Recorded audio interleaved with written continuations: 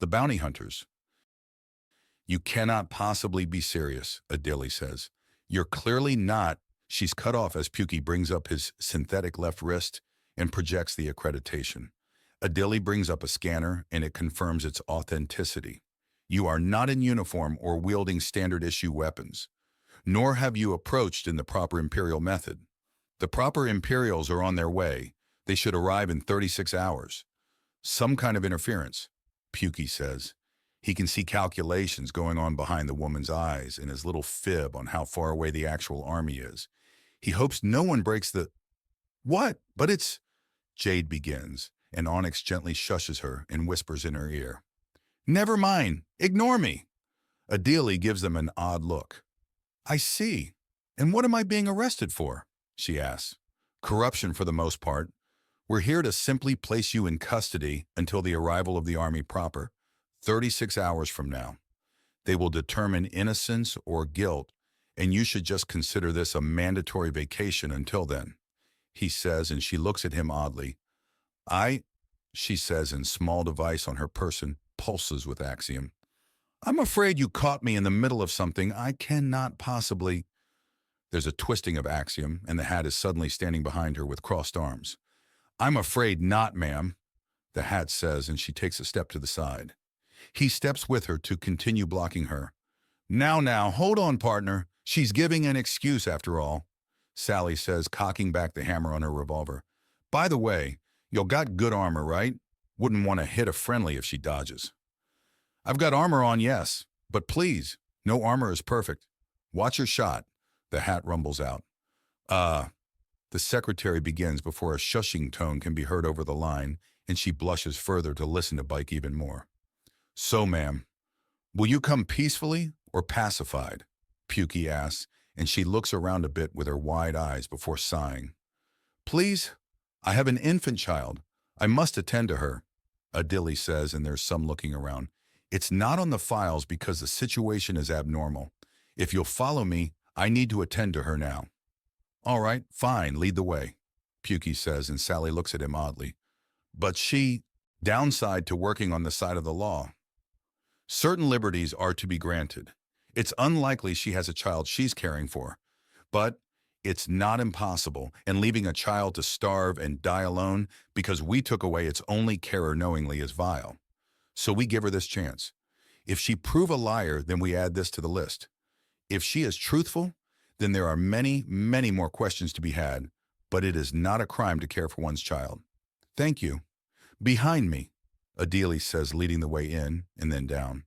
My child is not registered because there is no proper form in the Empire to register a thing such as this. She is different, unique. Could we have some clarification? Pukey asks pointedly. There is a new species upon this world, Adili says, stopping and turning to glare. Fantastic. How is this relevant to your abusing your authority in a corrupt manner? Pukey demands. It's not so easy to explain, Adili states. Try, Sally interrupts. Try telling me what the hell abducting Susie Lou and forcing her to work for you has to do with a new species. So you are the girl's sister. I do apologize, but it was necessary. I needed a blacksmith of sufficient skill to create numerous weapons. And y'all couldn't get it with your spaceship-level woo-woo? Ain't no way y'all can't just ask for 1,000 swords to win the Empire some loyal subjects and not get 1,000,000 sent your way. They don't trust it, Adili states, leading them to a stairwell and going down and down. This leads all the way down to where I made contact. The customs, traditions, and language of these people are completely beyond me, and they have no faith at all in the upper world.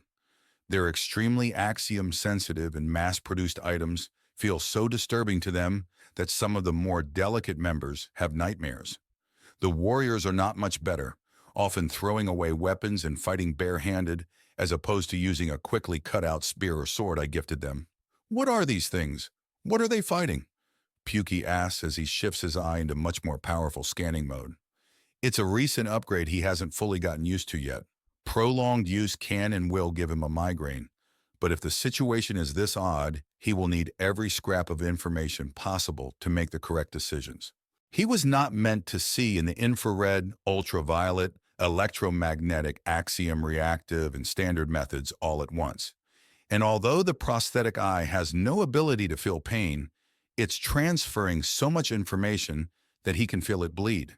It's not, and he knows it, but he still feels it. So we've gone from a possible infant that needs its mother to a fresh contact species that has delicate sensibilities but needs weapons? Can you stick to the same story? Onyx challenges her. She and the other Conadors have gone down on all fours to prowl forwards, and she was clearly the least happy with it. They have a tradition that's annoying and yet endearing and adorable, and it's seen me with a child all but thrown into my arms. To prove to them I am of worth, I must be willing to show I can nurture life, and a stumble from Tang distracts her, and he holds up his hand in apology before tapping his head with the knuckle of his ring finger. The odd gesture is taken as silly me by Adili, but the rest of the team understands the sign. He just dropped his signal booster. After another flight down and the stairs even out into a large dark room. There are 2 areas covered in curtains, and pale green light glows from them both. "Y'all keep a baby alone in the dark?" Sally demands, cocking back the gun. "They prefer it this way," Adili says as she leads them to the nearest curtains and opens them to reveal a crib with a sleeping baby. It looks like some kind of slug-human baby hybrid that glows green and has clearly been disturbed by the opening of the curtains as it squirms a little before settling. They call themselves the people in their tongue, a tongue I can't pronounce as it's as much based on color and movement. She then gently uses the blankets to pluck the babe out of the bed, and it cuddles into her. By their traditions, the upper world is a place of horror where grasping nightmares seep down from above, that the only women worthy of speaking to the elders are mothers themselves, and that all must fight in war, which is why they have so many orphans, and why I have this child. "You adopted a child just to speak with her people?" Pukey asks. "More than that. I'm raising her in her people's tradition as I try to save them from extinction." "What's happening to them? What's going on?" Pukey demands. This had taken several left turns and he wasn't fully sure which way this one was going, but it wasn't going to be a straightforward answer. The hat leans down. "Heart of darkness, 1,000 creds," he says in accented English, and Pukey smiles. "I think you're right, but I want to have fun with this, so I'll take the bet and say, Lovecraftian horror with its deep one cult around it. She's making a deal with it." Pukey whispers back and Bongani snorts before nodding. "What was that?" Adili asks. "We were just wondering if it's axiom or chemical-based glowing that your child is doing. Does she have a name?" "No, by their traditions, born of nightmarish mortality rates, one is not named until they can speak. Then they have a say in what they are named," Adili says. "Now come, I will introduce you to the people. I've taught them some very crude galactic trade." "Oh no," Sally says, stepping in front and backing up a step with her revolver out. "Where's my sister?" "She's safe. I'm sorry, but the people are being wiped out and hurt every single day, and I couldn't wait for her to hold out for a price negotiation. If they're dying, then why aren't they all using other weapons? Because they're highly spiritual and would rather go to the afterlife with honor than soil themselves with—" She goes very, very quiet when Pukey suddenly draws his plasma pistol and holds it up to her head. "And you've pushed this too far. I've given you the benefit of the doubt beyond what is expected. You're coming with us now," he says. "But I have to," she begins to say, and he reaches out and strokes the babe with his cybernetic limb.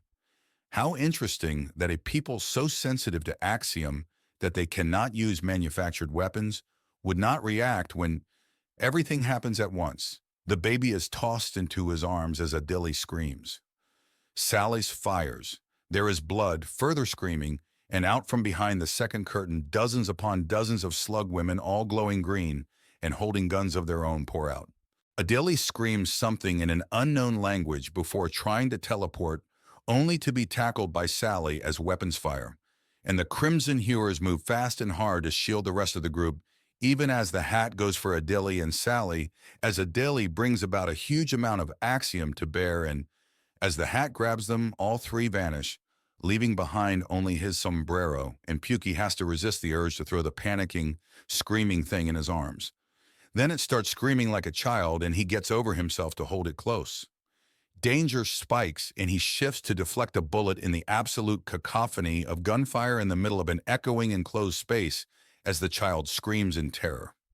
Reality inverts, and Bongani has to focus to not get portal cut in the teleportation as he tries to keep himself and the furious Sally alive.